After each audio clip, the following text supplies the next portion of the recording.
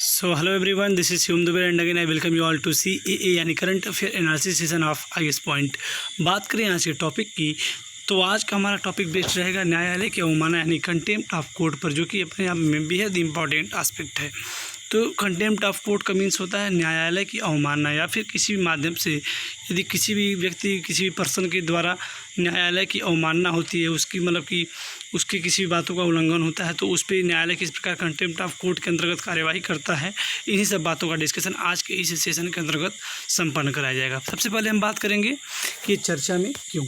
तो देखिए, अगर चर्चा में तो हर पिछले साल भी देखेंगे तो कुछ लोगों पे कंटेम्प्ट ऑफ कोर्ट के तहत कार्रवाई हुई, और बात करें इस साल की तो हाल ही में जो सुप्रीम कोर्ट के एक वकील हैं, सर्वोच्च न्यायालय ने स्वतः संज्ञान लेते हुए वरिष्ठ अधिवक्ता प्रशांत भूषण के विरुद्ध न्यायिक अवमानना की कार्रवाई प्रारंभ की है, और इस वक्त उनके ऊपर कार्रवाई हो भी रही है।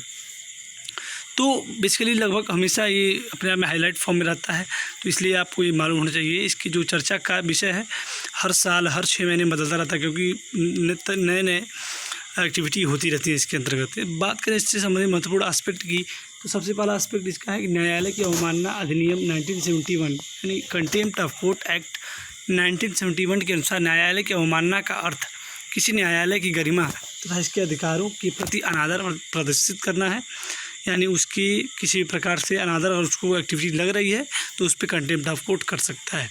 इस अधिनियम में अवमानना को सिविल और आपराधिक अवमानना में बांटा गया है, अर्थात न्यायिक अवमानना अधिनियम 1971 की धारा 2A के तहत अवमानना को सिविल और आपराधिक अवमानना में बांटा गया है।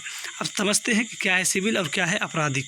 सिविल अवमानना के अंतर्गत न्यायालय के किसी निर्णय, डिक्री, आदेश, रीट अथवा अन्य किसी प्रक्रिया में जानबूझकर की गई अवज्ञा या उल्लंघन करना ही न्यायालय की सिविल अवमानना कहलाता है। और बात करें आपराधिक अवमानना की, तो ये जो है न्यायालय की आपराधिक अवमानना का अर्थ न्यायालय से जुड़ी किसी ऐसी बात के प्रकाशन से है जो लिखित, मौखिक या चिन्हित, चित्रित या किसी भी अन्य तरीके से न्यायालय की अवमानना करती है। बात करें कि किसी मामले का निर्दोष प्रकाशन, न्यायिक कृत्यों की निष्पक्ष और उचित आलोचना तथा न्यायालय के प्रशासनिक पक्ष पर टिप्पणी करना न्यायालय की अवमानना के अंतर्गत नहीं आता है। और सर्वोच्च न्यायालय तथा उच्च न्यायालय को अदालत की अवमानना के लिए दंडित करने की शक्ति भी प्राप्त की गई है, और यह दंड 6 महीने का साधारण कारावास या फिर 2000 रुपये तक जुर्माना या फिर दोनों एक साथ हो सकता है किसी भी प्रसंग पर। बात करें न्यायालय की अवमानना अधिनियम 1971 का जो उद्देश्य है वो न्यायालय की गरिमा और महत्व को बनाए रखना है। बात करें इसी संबंधित संवैधानिक स्रोत की, तो अनुच्छेद 129 सर्वोच्च न्यायालय को स्वयं की अवमानना के लिए दंडित करने की शक्ति प्रदान करता है, और अनुच्छेद 142(2) यह अनुच्छेद अवमानना के आरोप में किसी भी व्यक्ति की जांच तथा उसे दंडित करने के लिए सर्वोच्च न्यायालय को सक्षम बनाता है, और अनुच्छेद 215 उच्च न्यायालयों को स्वयं की अवमानना के लिए दंडित करने में भी सक्षम बनाता है। बात करें यह अधिनियम जो है कंटेम्प्ट ऑफ कोर्ट न्यायालयों को किसी भी निर्णय, रीट, निर्देश, आदेश या निर्णय अवमानना करने पर, जानबूझकर अवज्ञा करने पर व्यक्तिगत स्वतंत्रता के मौलिक अधिकार यानी 19(1) को प्रतिबंधित करने की शक्ति भी प्रदान करता है। किसको? कोर्ट को।